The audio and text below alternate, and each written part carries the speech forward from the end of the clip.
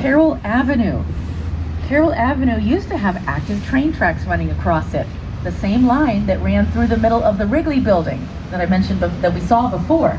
But they've long since been inactive, and it's been converted into a heritage site. So they do maintain it, they do test it once a year, so they can keep maintaining active status and keep getting money from the city.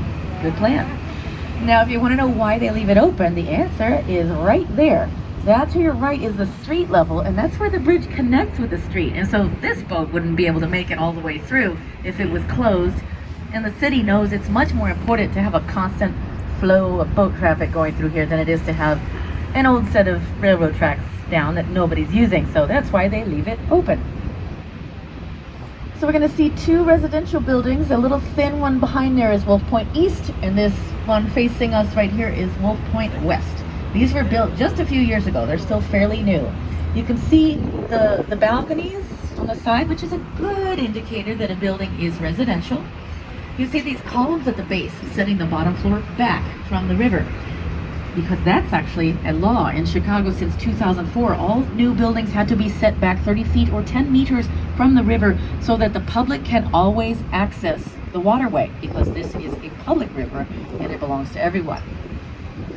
This whole area to your left used to be, for many years, it was a parking space, which was kind of a shame, you know, because this is such a historic site and such a beautiful site.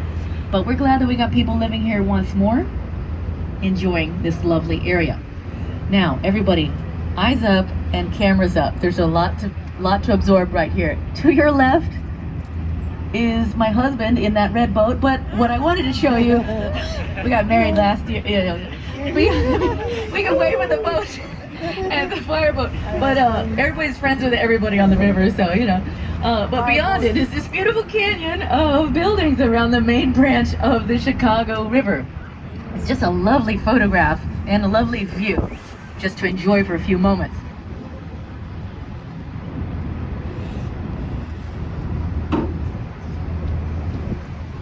All right, lots of beautiful views all around. Now, if we look up to your right, you'll see a tall glass building with a very narrow, almost V-shaped tapered base here. This is 150 North Riverside, and the base of this building that's holding it up is about the same width as the boat that we're on right now.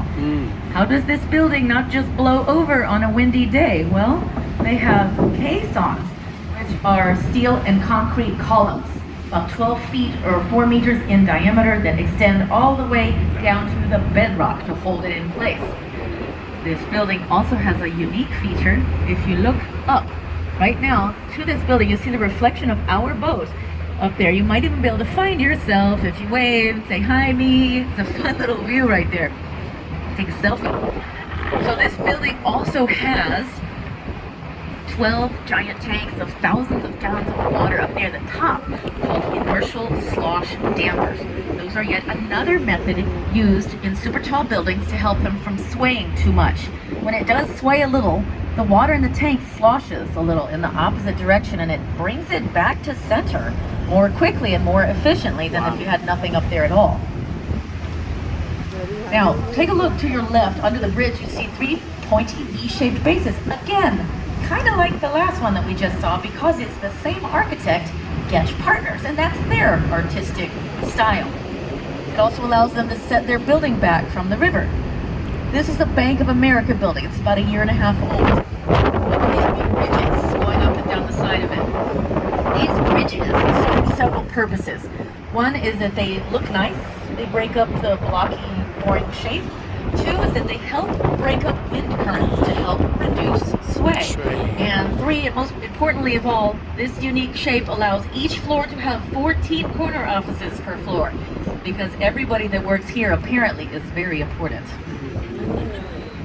Continuing up on our left, you'll see a giant throne-shaped Art Deco building called the Civic Opera House. This one, the opera inside of it, behind the flat space, occupies about 1/3 of the building, and the rest of it is office spaces.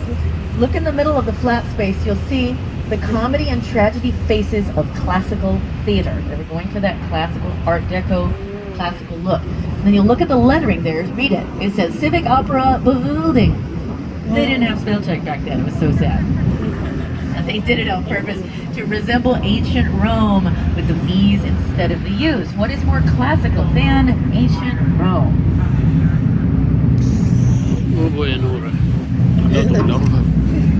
So the Civic Opera Building opened its doors on November 4th of 1929. Who remembers their history books? That was about a week after the stock market crash and the beginning of the Great Depression. And after that was World War II. And after that was recovering from World War II. So that meant that a very long period of time went by in which there was no demand for large, ornate office buildings in major cities. So there was no slow, gradual evolution of styles. So when they did start building again in the late 50s, the new style that emerged was just completely different than anything ever before seen. And that new style was called modernism. To your right, 2 examples of black box modernism. These are Gateway Centers 1 and 2 by Skidmore, Owen, and Merrill. But the father of black box modernism was a German architect named Ludwig Mies van der Rohe. He always said, less is more. He lived through 2 world wars and a depression that affected him, that made him a very practical man. And so was his style, just glass and steel, no decorations. But that meant fewer materials, cheaper, faster to produce.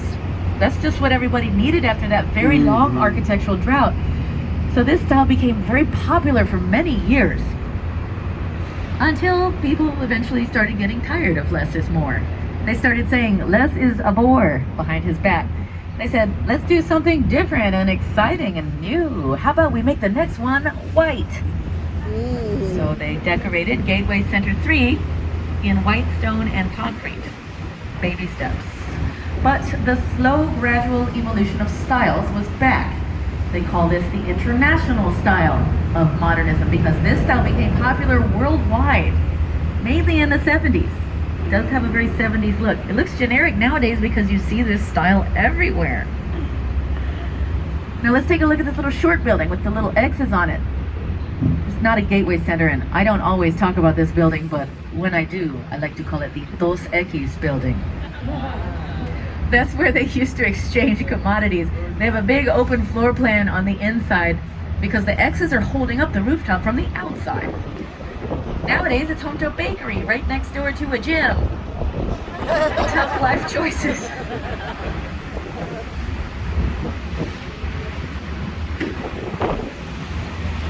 Now, up on our right, we've got our 4th and final Gateway Center.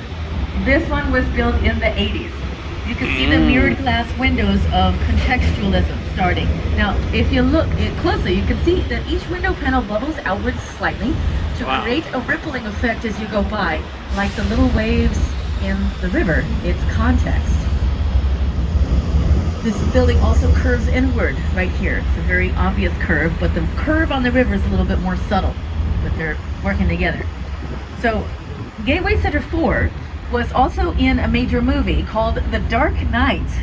In the opening scene of Dark Knight, the Joker's men were positioned up near the top of this building, and they launched a cable across which attached, and they used it to zip line over Van Buren Street right here so that they could rob the Bank of Gotham next door. If you watch that scene very carefully, you can even actually catch a glimpse of the Chicago River right here, and of me doing a tour right here. No, not that part.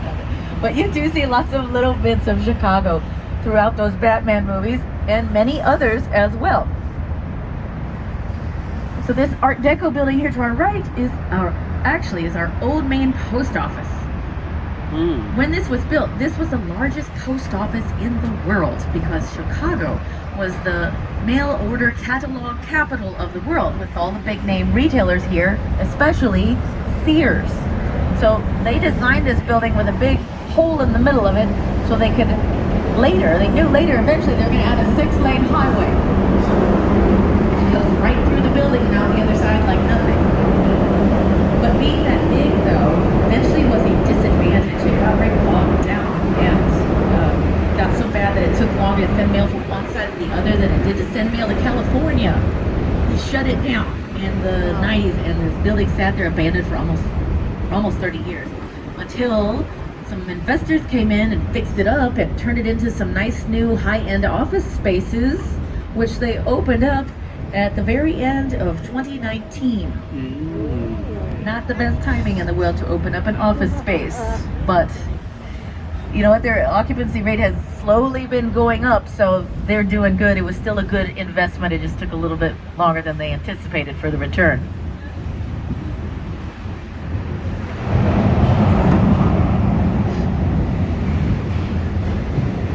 So we are now currently on the south branch of the Chicago River. We will continue in this direction for a few more blocks before we turn around and head back and see more beautiful views of the city. If we were to just keep going, in about 5 minutes we'd pass through Chinatown. In about 5 more minutes we'd pass through Pilsen, which is a really great Mexican neighborhood with a great museum and really good food and all kinds of good stuff. If we were to just keep floating for 2 more weeks, we'd end up in the Gulf of Mexico. It's all connected.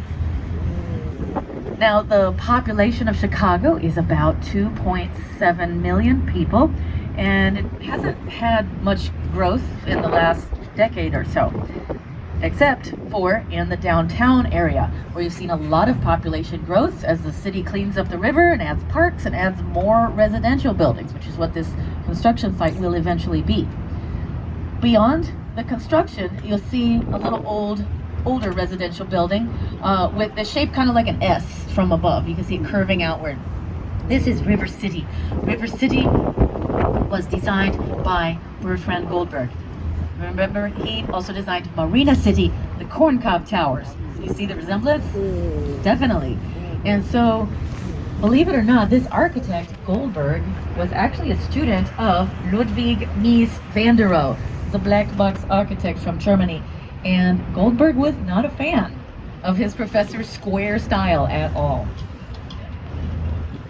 Now, you may have heard of the Great Chicago Fire of 1871. It actually started just a few blocks off in the distance from where we are now, in what used to be a barn owned by an Irish Catholic immigrant named Mrs. Catherine O'Leary.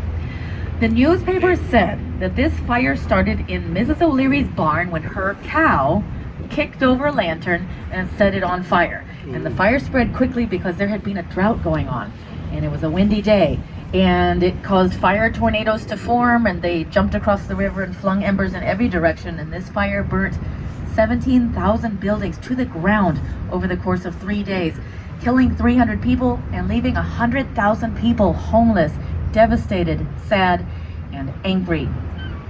And here's where the newspaper stepped in. They told that story, but they didn't know what started the fire, because no one did. But they knew the people were angry, so they gave them what they wanted, which was a scapegoat. Except in this case, it was more of a scape cow. They created a vast cowspiracy that still persists to this day, even though we know that part is not true. It seems those journalists had some sort of beef with Mrs. Catherine O'Leary and her bovine friend. The things that they said about her were just utterly ridiculous, but they just, the stakes were high, and they milked all they could out of that story. But eventually, everybody moved on, and that is the story of the Great Chicago Fire. All right, we are going to take our next little pause now. We'll be turning the boat around shortly. How's everybody doing so far? Good. Good, good, good. If you need anything in the back, bathrooms, drinks, and snacks, we got all that back there. If you have any questions, let me know. Thank you.